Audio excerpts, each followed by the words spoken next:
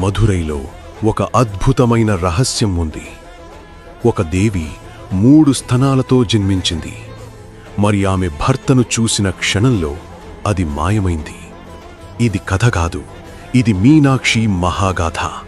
పాండ్యరాజు మలయధ్వజ పాండ్యుడికి సంతానం లేదు. రాజ్యం భవిష్యత్తు కోసం పుత్రకామిష్టి యజ్ఞం నిర్వహించాడు. అప్పుడు యజ్ఞాగ్నిలోంచి ఒక బాలిక బయటకు వచ్చింది. ఆమె ఏడవలేదు, ఆమె నడిచింది. కానీ ఒక విచిత్రం, ఆమెకు 3 స్తనాలున్నాయి. రాజు దిగ్భ్రాంతికి గురయ్యాడు. అప్పుడు ఆకాశవాణి వినిపించింది, భయపడకండి, ఆమెను కుమారుడిలా పెంచండి. ఆమె తన భర్తను చూసిన క్షణంలో మూగవ స్తనం మాయమవుతుంది. ఆమెకు పేరు పెట్టారు మీనాక్షి. మీనాక్షిని కుమార్తెగా కాదు, రాజుగానే తీర్చిదిద్దారు. ఆమెకు యుద్ధ విద్య, ధనుర్విద్య, రాజనీతి, పరిపాలన అన్నీ నేర్పించారు. ఆమె రాజ్యాలను జయించింది. దేవేంద్రుని కూడా ఓడించిందని స్థలపురాణం చెబుతుంది.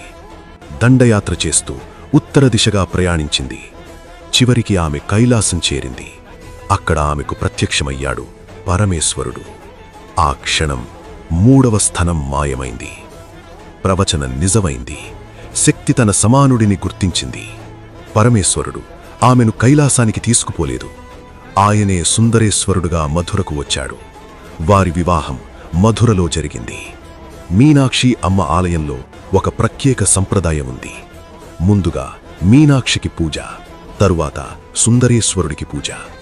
ఇది ఎందుకంటే ఈ నగరం ముందుగా ఆమెది. ఇక్కడ దేవి రాజ్యాధికారిణి, దేవుడు ఆమెకు వచ్చిన వరుడు. కాలక్రమేణా మీనాక్షి అమ్మవారు ఉగ్రరూపంలో ఉన్నారని చెబుతారు. అప్పుడు మధురైకి వచ్చారు ఆది శంకరాచార్యులు.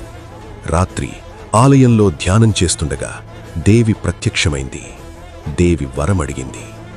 శంకరాచార్యులు అన్నారు, నేను గెలిస్తే నీ ఉగ్రరూపం శాంతించాలి, నేను ఓడితే నీ సంహారానికి మొదటి బలి నేనే. దేవి సాక్షిగా సుందరేశ్వరుడు ఉండగా బాచికల ఆట మొదలైంది. రాత్రంతా ఆట సాగింది. దేవి గెలిచానని చెప్పింది. శంకరాచార్యులు స్మితంతో, నిజానికి నేను గెలిచాను అన్నారు. అప్పుడు శంకరాచార్యులు అక్కడ శ్రీచక్రాన్ని ప్రతిష్ఠించారు. శ్రీచక్ర స్థాపనతో దేవి ఉగ్రరూపం శాంతరూపమైందని విశ్వాసం. జయ మీనాక్షీదేవి. ఈ కథ మీకు నచ్చితే దయచేసి లైక్ చేయండి, షేర్ చేయండి, నా యూట్యూబ్ ఛానల్ను సబ్స్క్రైబ్ చేయండి. కమెంట్లో తప్పకుండా టైప్ చేయండి, జయ మీనాక్షీదేవి.